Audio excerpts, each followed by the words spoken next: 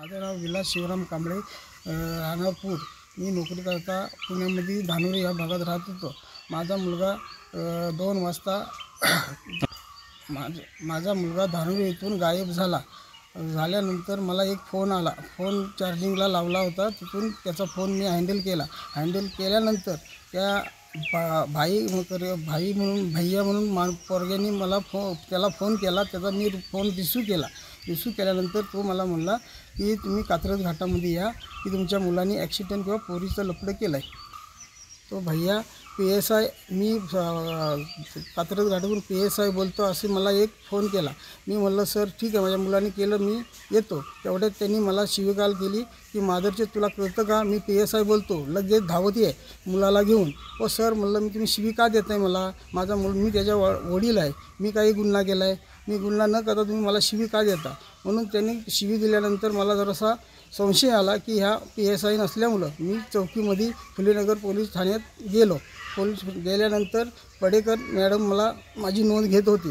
नोंद घेताना त्यांनी थोडंसं उडाटाल केली की तुम्ही कात्रजला जावा. कात्रजवरनं आल्यानंतर तो माझ्याकडे या. मॅडम म्हणलं माझ्या मुलाला आणि मला धोका आहे, मला धमकीचा फोन येत आहे, त्यामुळं तुम्ही माझी नोंद घ्या. तरी नोंद घेतली नाही. नोंद न घेता मी परत रात्री 12 वाजता गेलो.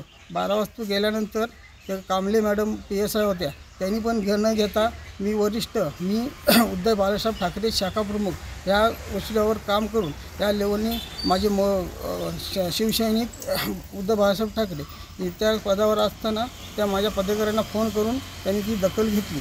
दखल घेतल्यानंतर मला त्यांनी लगेच हे म्हणले घ्या, 5 पानाची नोंद केली. तर मला दिली नाही. माझ्याकडनं फोटो घेतला आणि 11 वाजता या म्हणले. 11 वाजता येताच माझ्या मुलाचा एका व्यक्तीकडनं फोन आला की काका लवकर या, साहिल असं आहे. आम्ही मुलगीने मी पळत गेलो त्या ठिकाणी बघितलं ते अशी घटना. मी लगेच त्या चौकीमध्ये फुलेनगरमध्ये गेलो. ते मला म्हणले तुमचं इथं नाही, ती हद्द वेगळी आहे, त्या हद्दीमधनं 112 नंबरला फोन करा. 112 नंबरला फोन केल्यानंतर त्यांनी मला आले, माझ्याकडनं पंचनामा करून घेतला.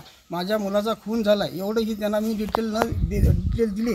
डिटेल देऊन पण माझ्या मुलाची चौकशी नाही केली. पण पाटीकरनी एवढंच जर घेतलं असतं की त्या दुपारी दखल घेतल्याचं माझा मुलगा वाचला असता. माझ्या पोलीस प्रशासनाने दखल न घेतल्यामुळे माझ्या मुलाला हा धोका निर्माण झाला. वरिष्ठ पोलीस अधिकाऱ्यांनी हा निर्णय घेतला असता तर माझ्या मुलाचा जीव वाचला असता. पण त्याच्यावरनं माझ्या वरिष्ठ पोलिसांनी दखल न घेता माझ्यावर त्यांचा आरोप आहे. त्यांनी हलगर्जीपणामुळं माझा मुलगा माझ्यापासून गमावला आहे. ही माझी एक विनंती आहे की प्रशासनाने ही नोंद घ्यावी. माझ्या मुलाला अशा करून तपास करून जो आरोपी नाव सांगून भैया करके फोन देऊन त्या आरोपीला लवकरात लवकर अटक करून मला माझ्या मुलाचा न्याय द्यावा, त्याच्या आत्म्याला शांती लाभो अशी माझी प्रशासनाला विनंती आहे. एवढी मी सांगून माझे 2 शब्द थांबतो. माझ्या मुलाला न्याय नाही मिळाला तर मी माझ्या फॅमिली घेऊन 4 जण आम्ही राहिलो तर अन्न उपोषण करायची मी तयारी ठेवली आहे. लवकरात लवकर माझ्या मुलाला न्याय द्यावा.